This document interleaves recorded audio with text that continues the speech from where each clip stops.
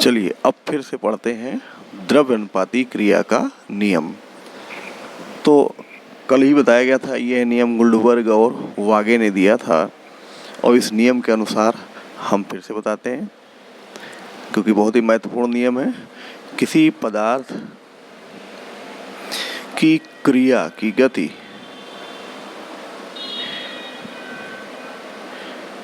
उसके सक्रिय द्रव्यमान के समानुपाती होती है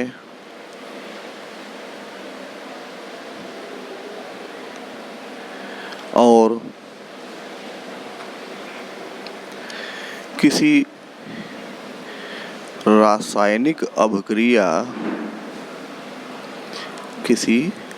रासायनिक अभिक्रिया की गति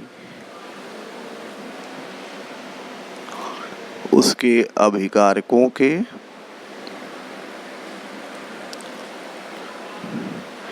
सक्रिय द्रव्यमानों के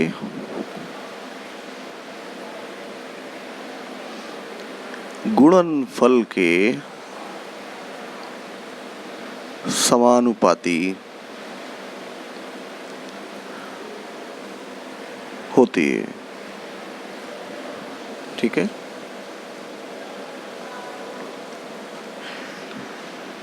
किसी पदार्थ की क्रिया की गति उसके सक्रिय द्रव्यमान के समानुपाती होती है और किसी रासायनिक अभिक्रिया की गति उसके अभिकारकों के सक्रिय द्रव्यमानों के गुणनफल के समानुपाती होती है।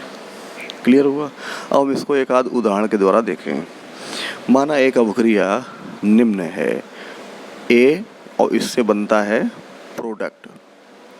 क्लियर हुआ? तो द्रव्य अनुपाती क्रिया के नियम से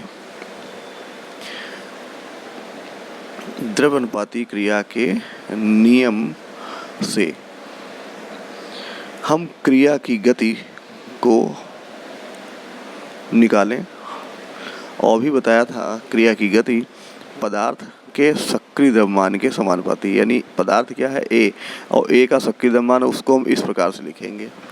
क्लियर हो गया? फिर एक और उदाहरण लेते हैं। एक अभिक्रिया दूसरी हमने इस प्रकार से लिख ली ए प्लस बी बराबर प्रोडक्ट और इसमें देखेंगे द्रव्य अनुपाती क्रिया के नियम से क्रिया की गति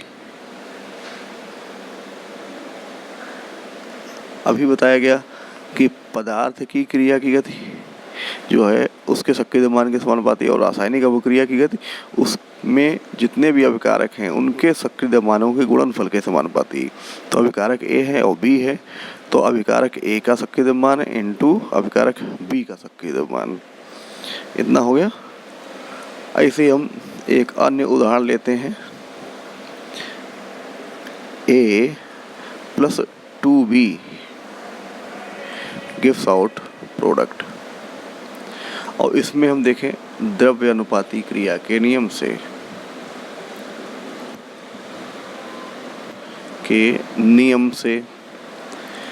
क्रिया की गति और क्रिया की गति समानुपाती होगा अभिकारक ए के सक्रिय द्रव्यमान। जितने अणु होते हैं वह सक्रिय द्रव्यमान की घात में चले जाते हैं। एक अणु है तो घात एक, यहाँ देखें एक ही अणु था तो घात एक, एक अणु है तो घात एक, एक अणु है तो घात एक, यहाँ भी एक अणु है तो घात एक और दूसरा है अभिकारक बी, तो जितने अणु हैं वो घात में चले जाएंगे। इतना समझ गए? ठीक इसी प्रकार से एक अन्य अभिक्रिया हमने ली ए प्लस बी से बना हमने प्रोडक्ट। इसमें देखें द्रव्य अनुपाती क्रिया के नियम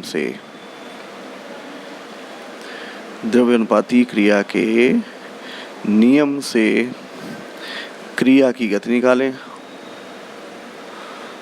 तो क्या होगा? पदार्थ ए का सक्रिय द्रव्यमान और जितने भी अणु होते हैं वह उसकी घात में चले जाते हैं। पदार्थ बी का सक्रिय द्रव्यमान जितने अणु होते हैं वो उसकी घात में चले जाएंगे। अब सबको समझ में आ गया द्रव्य अनुपाती क्रिया का नियम? बच्चों अब हम लोग पढ़ेंगे वेग स्थिरांक। तो इसको समझ लें पहले कि माना एक अभिक्रिया की समीकरण निम्न है। वो अभिक्रिया क्या है? A + B gives out product. तो इस अभिक्रिया पर हम द्रव्यानुपाती क्रिया का नियम लगाएं। द्रव्यानुपाती क्रिया के नियम से क्रिया का वेग समानुपाती होगा A का शक्ति द्रव्यमान इंटू B का शक्ति द्रव्यमान। ये समानुपाती चिन्ह हटेगा, इसकी जगह एक स्थिरांक आ जाएगा, A का शक्ति द्रव्यमान इंटू B का शक्ति द्रव्यमान। बस इसी K को कहते हैं, चूंकि ये वेग का स्थिरांक है, जहाँ K बराबर वेग स्थिरांक। ठीक, ये वेग की समीकरण थी, तो यहाँ K का मान क्या आएगा? वेग स्थिरांक। यदि पदार्थ A तथा B के शक्ति द्रव्यमानों का मान 1 मोल प्रति लीटर हो, तो वेग स्थिरांक K बराबर क्या हो जाएगा? ये क्रिया के वेग के बराबर हो जाएगा, है कि नहीं?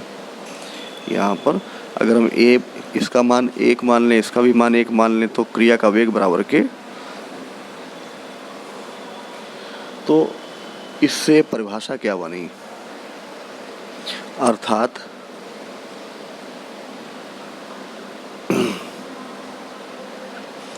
हम यहाँ सीख रहे हैं ऊपर से, अर्थात यदि किसी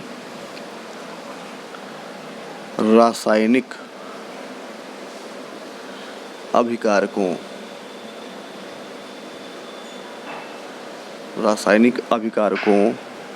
का इकाई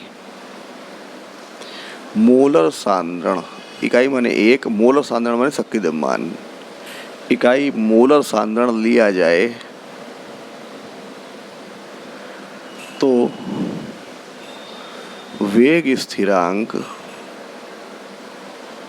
अभिक्रिया के वेग के बराबर हो जाता है। ठीक, अभिक्रिया के वेग के बराबर हो जाता है। इसे विशिष्ट अभिक्रिया वेग स्थिरांक भी कहते हैं। क्यों कहते हैं विशिष्ट? क्योंकि यहाँ विकारकों का मोल सांद्रण 1 मोल प्रति लीटर लिया गया है। ठीक है, अब स्थितियाँ क्या हैं यहाँ पर? स्थितियाँ देखें कि वेग स्थिरांक का मान, जो पहला है कि वेग स्थिरांक का मान अभिक्रिया की प्रकृति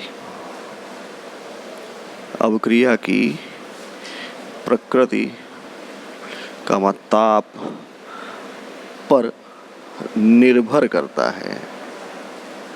ठीक है, अभिक्रिया की प्रकृति और ताप पर निर्भर करता है।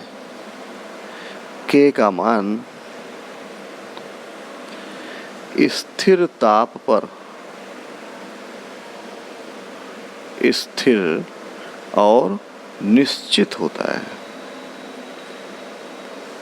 ठीक, इतना समझ गए? अब इसमें थोड़ा सा और एक आध पॉइंट है, वो हम बता दें कि K का मान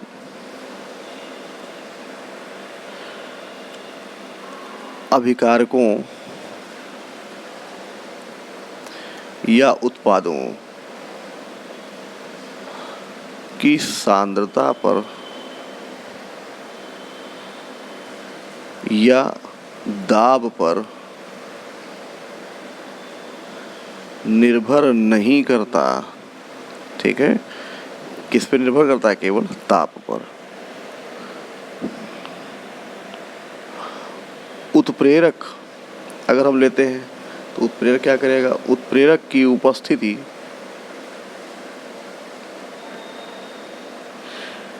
के मान को बढ़ाती है, जिससे अवक्रिया का वेग बढ़ जाता है। अब क्लियर हो गया?